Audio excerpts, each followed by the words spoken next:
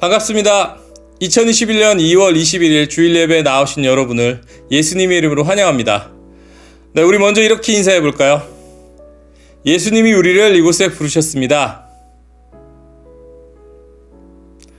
네, 요즘 우리는 정보의 홍수 속에 살고 있습니다. TV와 신문 같은 전통적인 매체로부터 인터넷과 스마트폰을 이용한 새로운 정보 매체까지 우리는 간단한 조작으로 한국의 모든 언론사와 심지어 외국의 언론사까지 접속이 가능합니다. 놀랍게도 대한민국은 한때 정보가 특정 집단에게 통제되고 대중에게 왜곡된 정보가 전달되던 시절이 있었습니다. 하지만 지금은 우리가 원하기만 한다면 정말로 다양한 정보를 조회하고 비교해 볼 수 있습니다. 그러나 너무 많은 정보가 주어지다 보면 이런 고민이 들죠. 어떤 게 진짜지? 어떤 정보가 나에게 필요한 정보지? 이런 상황에서 그리스도인들은 어떤 기준으로 우리에게 주어진 정보를 판단해야 할까요? 네, 바로 우리의 판단 기준은 말씀입니다. 말씀을 통해 하나님께서 우리에게 주시는 메시지를 이해하고 그 가치관을 통해 정보를 판단하고 수용해야 할 것입니다. 네, 오늘 나눌 말씀이 그러한 판단 기준에 도움이 되기를 소망합니다. 자, 오늘도 다양한 시간대, 공간, 기기를 통한 예배이지만 구별된 마음과 구별된 시간을 내어 준비하고 하나님의 임재를 간구하는 우리에게 성령 하나님이 함께 하실 것이라 믿습니다. 혹시 예배에 집중할 수 없는 환경이라면 잠시 영상을 멈추시고 집중할 수 있는 준비를 하고 다시 영상을 플레이 하셨으면 좋겠습니다.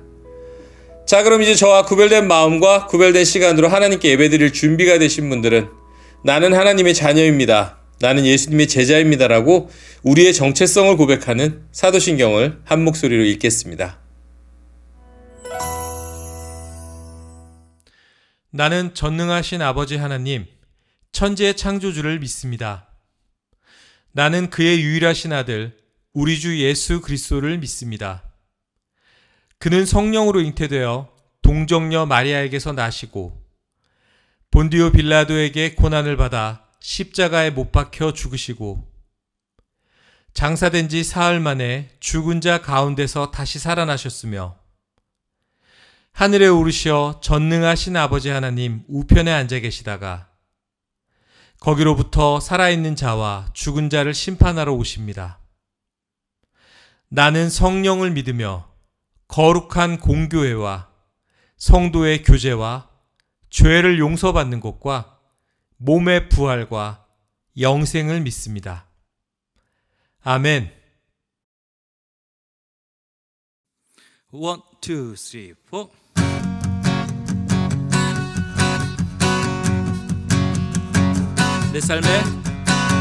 내 삶의 구원자 수렁에서 날 건지신 영원한 전능자 내게 다가오사 날 새롭게 해 영원으로부터 이 땅에 오신 아버지 독생자 죽음을 이기고 다시 살아나신 주 부활의 길 열어 주셨네 찬양하세 할렐루야 주 행하니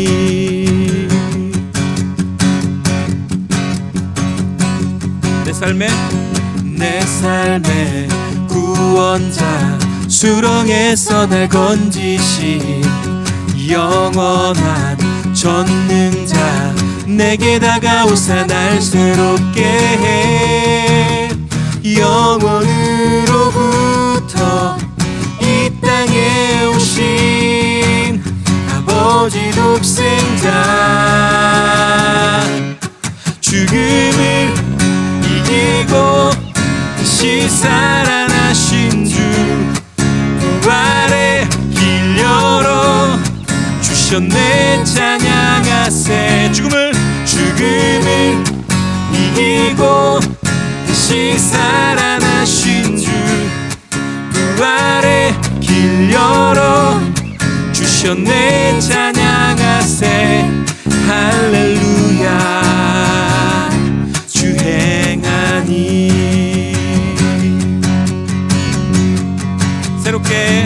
새롭게 해. 영원으로부터 이 땅에 오신 아버지 독생자 새롭게 해. 영원으로부터 이 땅에 오신 아버지 독생자 새롭게 해. 영원으로부터 이 땅에 오신 아버지 독생자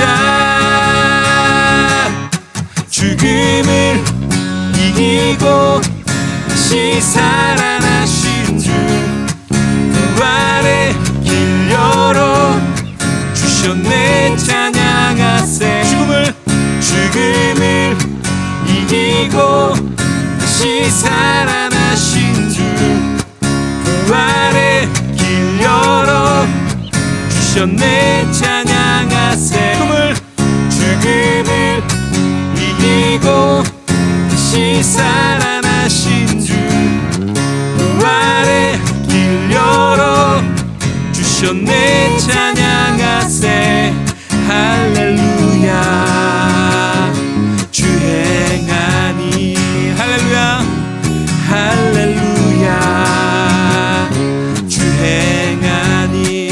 할렐루야 할렐루야 주 행하니.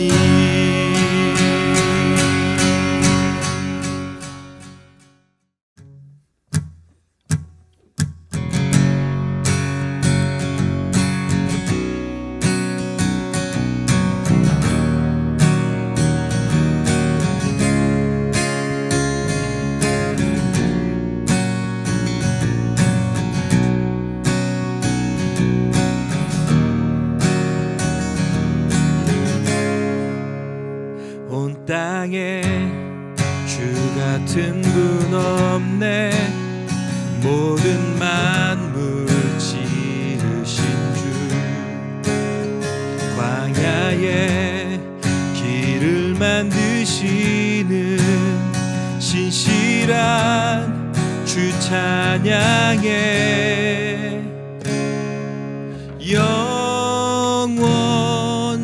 영원히 주만 높이리.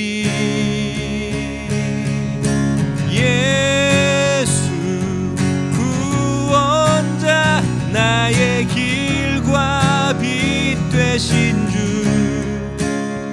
내 마음 다해 주를 찬양해. 나의 길과 빛 되신 주 온 땅에 주 같은 분 없네. 어두운 세상 비추시는 언제나 신실하신 주님 내 영혼 주 신뢰해.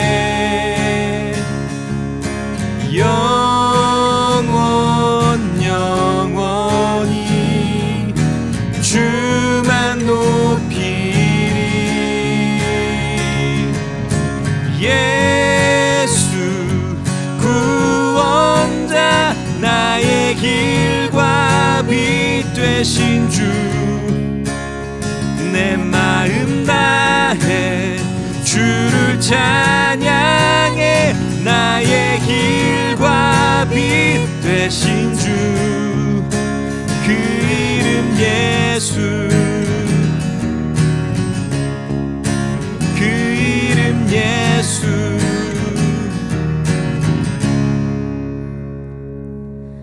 온 땅 위에 주 영광 임하네.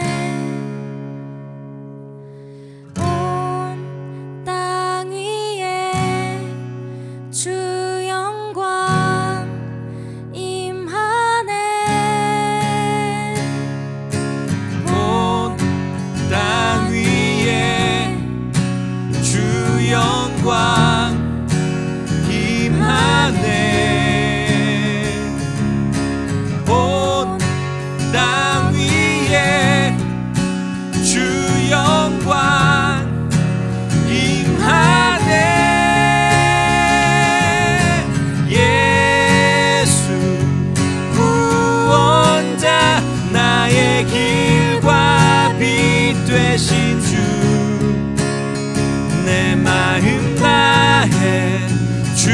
주를 찬양해 나의 길과 빛 되신 주 예수 구원자 나의 길과 빛 되신 주 내 마음 다해 주를 찬양해 나의 길과 빛 되신 주 예수 구원자 나의 길과 빛 되신 주 내 마음 다해 주를 찬양해 나의 길과 빛 되신 주 그 이름 예수 그 이름 예수 그 이름 예수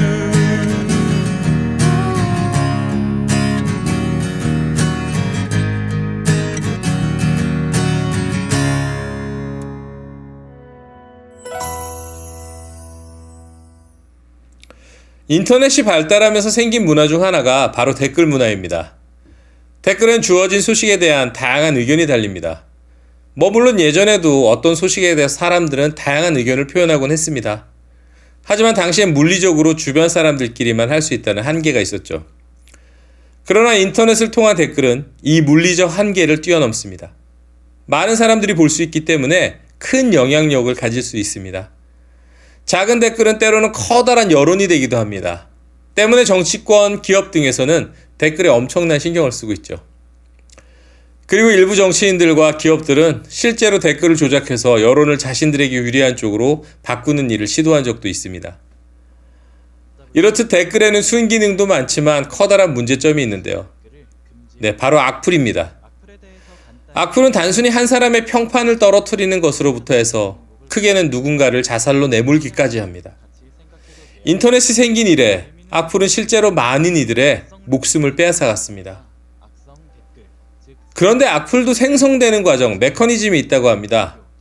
재미있는 사실은 실제로 처음 악플을 달고 인신공격을 일삼는 이들은 소수라고 합니다. 그런데 그 악플에 동조하는 사람들이 늘어나고 이것이 소위 커다란 여론이 됩니다. 그리고 이것이 언론 등을 통해 다시 확대와 재배포가 됩니다. 그러면 상당수의 대중들이 자기 생각이 아니라 저렇게 언론에도 많이 나오고 그런 거 보니까 저 사람은 정말 그런 잘못을 했나 봐 라고 생각하며 일종의 군중심리를 통해 더욱 확대가 된다고 합니다. 네, 군중심리. 그런데 이 군중심리가 우리 신앙생활 속에서도 작용하고 있는 것을 아십니까? 우리는 정말로 예수님을 바로 알고 남에게 휘둘리는 것이 아닌 나의 고백으로 예수님을 구주로 고백하고 있을까요? 오늘 함께 나눌 마태복음 21장을 통해 우리가 지금 바른 고백을 하고 있는지 또 앞으로 해야 할 일은 무엇인지 살펴보도록 하겠습니다. 그들이 예루살렘 가까이 와서 감람산 기슭 벳바게에 이르렀을 때 예수님이 두 제자를 보내시며 이렇게 말씀하셨다. 너희는 맞은편 마을로 가거라. 거기에 가면 나귀 한 마리가 나귀 새끼와 함께 메어 있을 것이다. 그 나귀들을 풀어서 끌고 오너라. 누가 무슨 말을 하면 주님께서 쓰신다고 하여라. 그러면 곧 보내줄 것이다. 이것은 다음과 같은 예언자들이 예언을 이루기 위해서였다. 시온 사람들에게 말하라. 보라, 너희 왕이 오신다. 그가 겸손하여 나귀를 탔으니 어린 나귀 곧 나귀 새끼이다. 제자들이 가서 예수님의 명령하신 대로 나귀와 그 새끼를 끌고 와서 자기들이 겉옷을 나귀 등에 펴자 예수님이 올라타셨다. 많은 군중이 겉옷을 벗어 길에 펴기도 하고 나무가지를 꺾고 길에 깔기도 했다. 그리고 예수님을 앞뒤로 에워싸고 가는 군중들은 다윗의 후손에게 호산나, 주의 이름으로 오시는 분에게 찬양을, 가장 높은 곳에서 호산나 하고 환호성을 올렸다. 예수님이 예루살렘에 들어서시자 온 시내가 떠들썩하며 이분이 누구요? 하고 물었다. 그러자 군중들은 갈릴리 나사렛에서 오신 예언자 예수님이십니다 하고 대답하였다. 오늘 말씀은 예수님이 예루살렘으로 입성하시는 장면입니다. 교회에서 종료주일에 자주 다루는 본문이죠. 네, 예수님은 이스라엘 민족으로 태어나셨습니다. 이스라엘의 중심은 어디죠? 네, 예루살렘입니다. 그런데 예수님은 공생애 동안 사역하시면서 정치와 종교의 중심지인 예루살렘엔 자주 방문하지 않으셨습니다. 주로 북부 지역에서 사역하셨죠. 그런데 드디어 예루살렘에 입성을 하십니다. 거기다 평소의 예루살렘 방문과는 조금 다릅니다. 구약 예언의 말씀대로 어린 나귀를 타고 예루살렘으로 들어가겠다고 하셨습니다. 아마도 예수님의 제자들과 따르던 자들은 흥분했을 것입니다. 이야, 드디어 때가 왔구나. 그동안 예수님이 행하신 기적과 가르침을 봐선 분명 저분이 메시아가 맞긴 한 것 같은데 도무지 메시아다운 행보를 보이지 않으시고 이스라엘 외곽에서 맨날 죄인들과 함께하고 이스라엘 주류와는 매번 말싸움만 하시니 얼마나 답답했겠습니까? 야, 그런데 이제 시작이구나. 드디어 저분이 예루살렘으로 들어가셔서 메시아로서 사역을 시작하시려나 보다. 그래서 그들은 예수님의 그 결정에 반응합니다. 겉옷을 벗어 길에 펴고 종려나무를 꺾어서 길에 깔면서 호산나 호산나라고 외칩니다. 자, 그럼 그들이 보인 반응의 의미를 조금 더 자세히 살펴볼까요? 네, 먼저 겉옷을 알아보겠습니다. 네, 이스라엘 민족의 겉옷은 양털에서 짠 실로 만들어 통으로 짠 네모난 천으로 만든 외투 형태인데요. 겉옷은 단순한 옷이 아닌 신분과 명예를 나타내는 신분증과 같은 의미입니다. 겉옷이 특별한 의미를 갖는 가장 큰 이유는 술을 달기 때문인데요. 이 술은 옥귀 4군데에 술을 만들고 청색끈을 더하여 매듭을 짓고 그것을 보면서 하나님의 계명을 기억하고 지키라는 율법 준수의 의미가 있었습니다. 그리고 또한 겉옷은 실생활에서도 필수적인 옷이었습니다. 이스라엘에서 겉옷은 이불로도 사용되었습니다. 겉옷이 없으면 추운 광야의 밤을 견딜 수가 없기에 율법에 보면 겉옷을 저당 잡히지 말고 혹 잡더라도 저녁에는 돌려주었다가 다시 받아라 라고 나와 있습니다.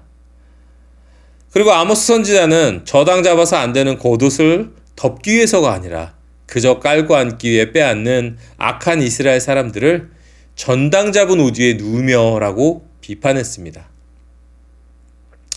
자, 그런 겉옷을 벗어서 길 위에 깐다. 네, 이것은 예수님께 최상의 예를 표현한 것입니다. 네, 그리고 두 번째, 종려나무. 사실 종려나무는 번역상 문제이고요. 실제로는 대추야자 나무입니다. 대추야자 나무는 이스라엘 민족이 가나안 정복 시대 여리고성을 정복한 후로부터 승리를 상징하는 나무가 되었습니다. 네, 그리고 세 번째, 호산나. 호산나의 원래 어원은 히브리어로 호시아나입니다. 그 뜻은 하나님 저를 구원해 주십시오 라는 뜻입니다. 그런데 긴 포로기 이후 당시 이스라엘 사람들은 아람어를 쓰고 있었습니다. 호산나는 호시아나의 아람어 음역인데요. 호시아나의 원래 뜻은 잊혀진 채 당시 이스라엘 사람들에겐 왕, 만세라는 약간은 변질된 뜻으로 쓰였다고 합니다. 예수님께서 오시기 전 마카비라는 사람이 성전을 탈환하고 셀큐리스 왕조로부터 이스라엘을 독립시킨 적이 있었습니다. 채 100년도 못 가서 로마에게 다시 멸망해 버리긴 합니다. 이스라엘 백성들은 성전을 다시 탈환하고 유다 왕조를 일으킨 그를 메시아로 생각했었습니다.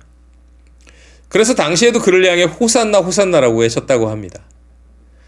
이 세 가지 반응을 종합해 보았을 때 제자들과 예수님을 따르던 무리들은 예수님을 왕으로 대한 것 같습니다.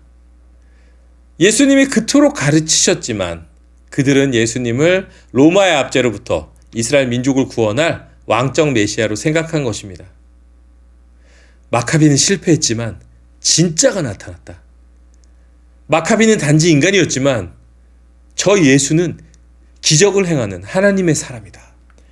예수님은 하나님의 뜻을 이룰 온 세상의 구원자로 오셨지만 제자들과 예수님을 따르던 자들은 그들이 원하는 왕을 바랬고 예수님의 예루살렘 입성을 그렇게 이해했습니다. 당시 예루살렘 사람들 대부분은 예수님에 대해 잘 알지도 못했습니다. 그래서 무리에게 물어보죠. 이 사람이 누구냐?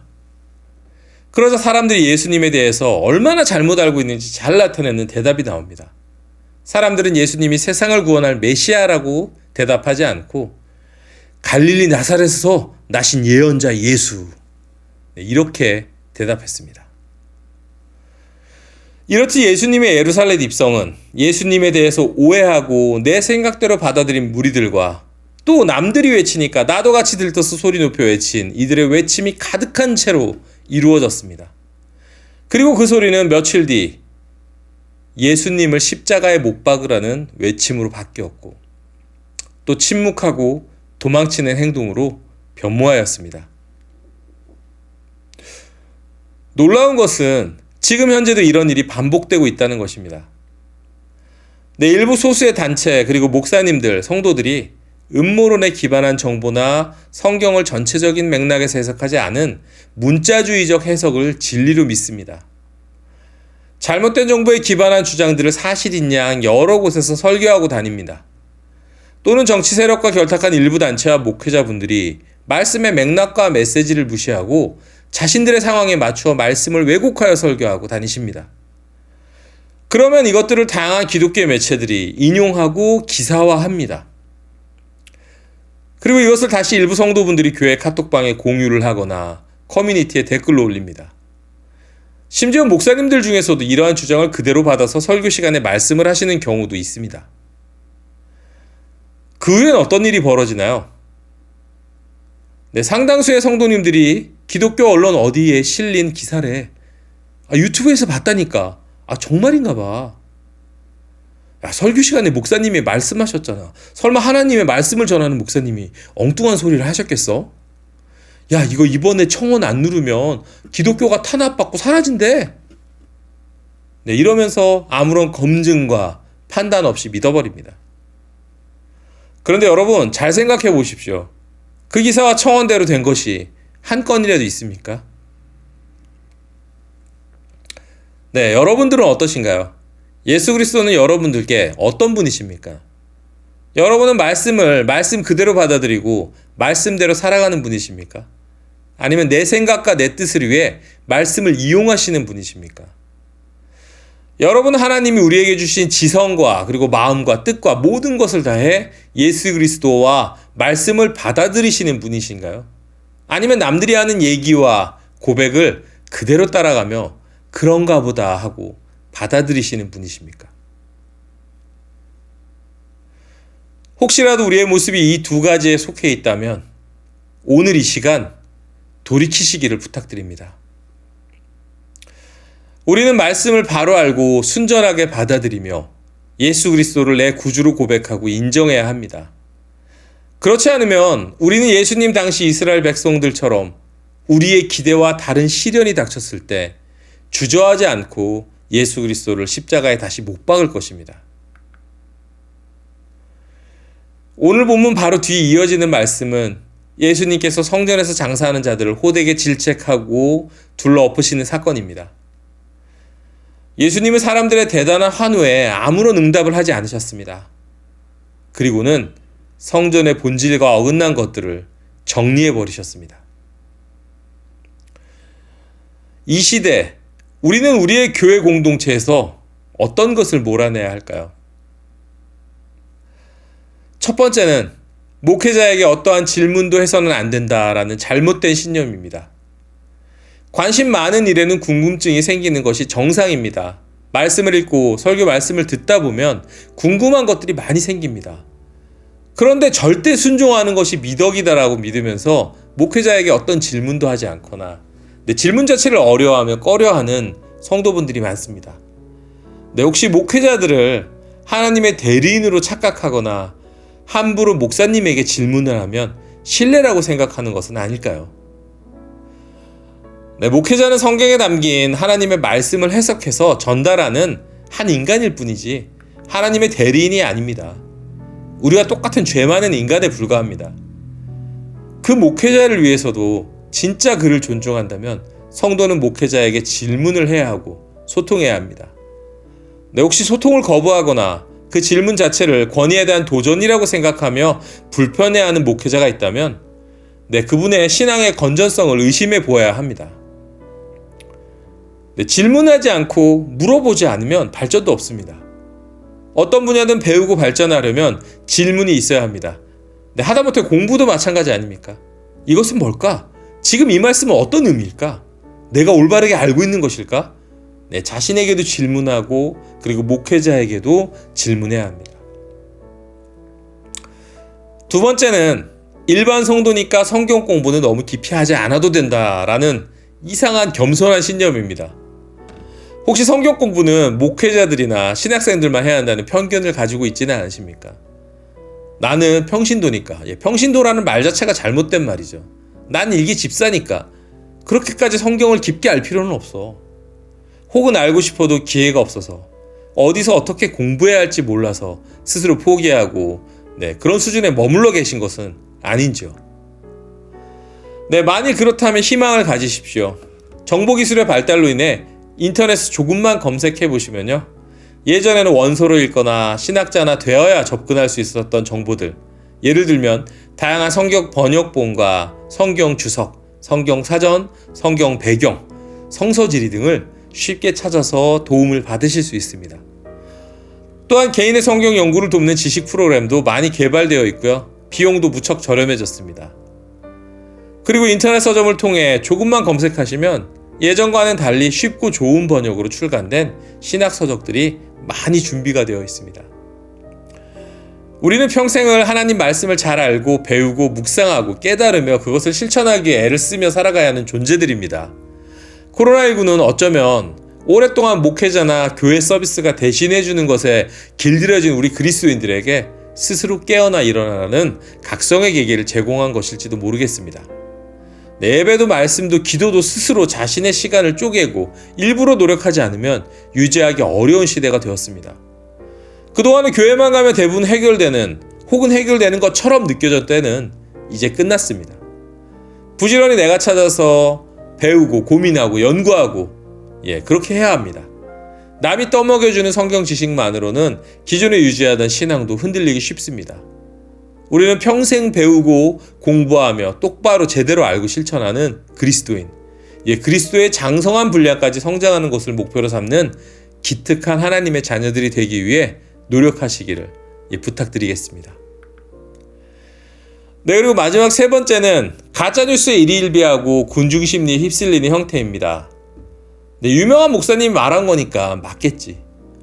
되게 유명한 선교사님이 이야기한 거니까 맞겠지. 인지도와 유명세가 내용의 진실성을 보장해주는 것처럼 생각하거나 무턱대고 믿는 형태는 대단히 위험합니다. 여러분, 앞으로 여러분들이 듣게 되실 수많은 뉴스와 칼럼, 설교, 유튜브, 그리고 정보 영상들을 접하실 때 한 가지는 꼭 기억하시면 좋을 것 같습니다. 우리에게 가장 큰 대전제, 예수님이 우리에게 명하신 세 계명, 서로 사랑하라, 내 이웃을 내 몸과 같이 사랑하라, 이 계명으로 비춰보았을 때 이 설교는, 이 정보는, 이 주장은, 이 뉴스는 옳은 것일까? 이렇게 질문하시고 고민하시기를 부탁드립니다. 내가 필요한 상황 속에 말씀과 예수 그리스도를 가져와서 이용하는 것이 아니라 말씀과 그리고 예수 그리스도가 우리에게 명하신 것을 지켜서 행하는 저와 여러분들이 되시기를 부탁드리겠습니다.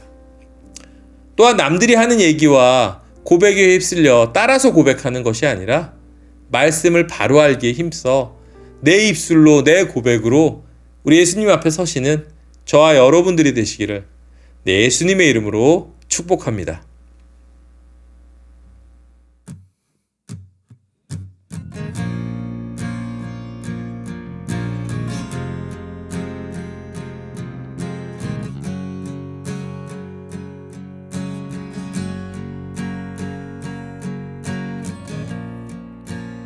먼저 보게 하시는 주 나의 앞서 행하네, 나의 앞서 행하네.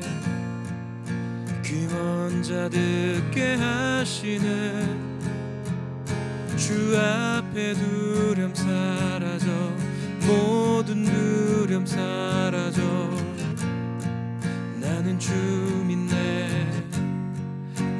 주민네 기적의 주 하나님 나는 주민네 나는 주민네 기적의 주 하나님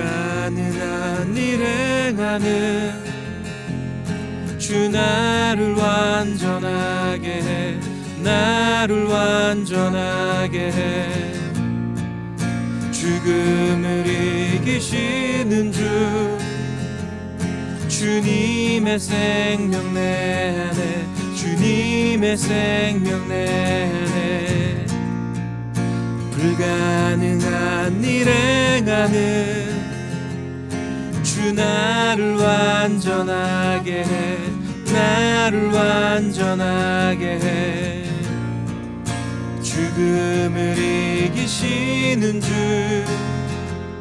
주님의 생명 내 안에 주님의 생명 내 안에 나는 주민네 나는 주민네 기적의 주 하나님 나는 주민네 나는 주민네 기적의 주 하나님 나는 주민네 나는 주민네 기적의 주 하나님 나는 주민네 나는 주민네 기적의 주 하나님 주는 기적의 하나님 주는 기적의 하나님 주는 기적의 하나님 주는 기적의 하나님 주 다시 오실 하나님 그 부활의 능력의 주 또 사망 권세 이기신 기적의 주 하나님 기적의 주 하나님 주 다시 오실 하나님 그 부활의 능력의 주 또 사망 권세 이기신 기적의 주 하나님 기적의 주 하나님 주 다시 오실 하나님 그 부활의 능력의 주 또 사망 권세 이기실 기적의 주 하나님 기적의 주 하나님 나는 주민네 나는 주민네 기적의 주 하나님 나는 주민네 나는 주민네 기적의 주 하나님 나는 주민네 나는 주민네 기적의 주 하나님 나는 주민네 나는 주민네 기적의 주 하나님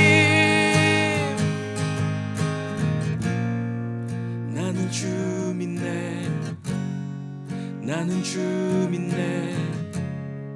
기적의 주 하나님, 나는 주 믿네. 나는 주 믿네. 기적의 주 하나님.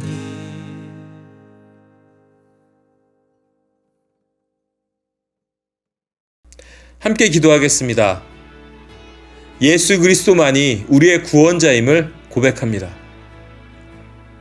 거짓과 속임수가 가득한 세상에서 분별하고 주님을 따라갈 수 있는 지혜와 힘을 주십시오. 이 시간 함께 중보 기도할 것은 코로나로 고통받는 이웃들을 위해 함께 기도하겠습니다. 네, 다 같이 주신 마음에 따라 찬양이 끝날 때까지 기도하도록 하겠습니다.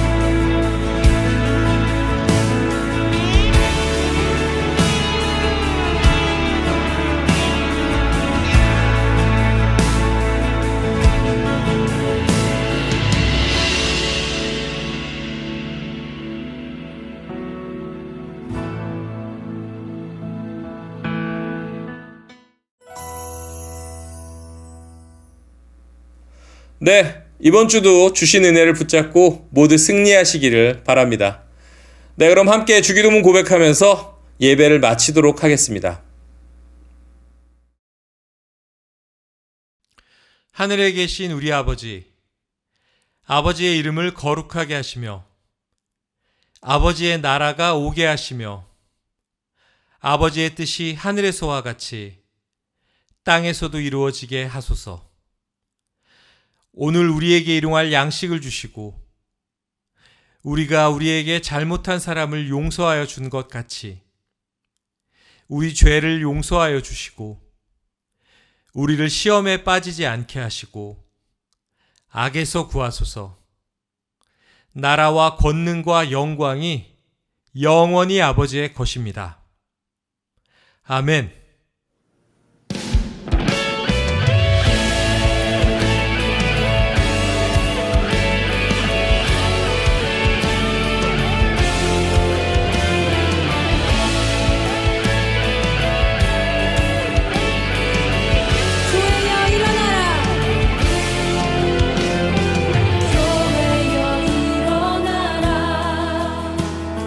주께서 부르시니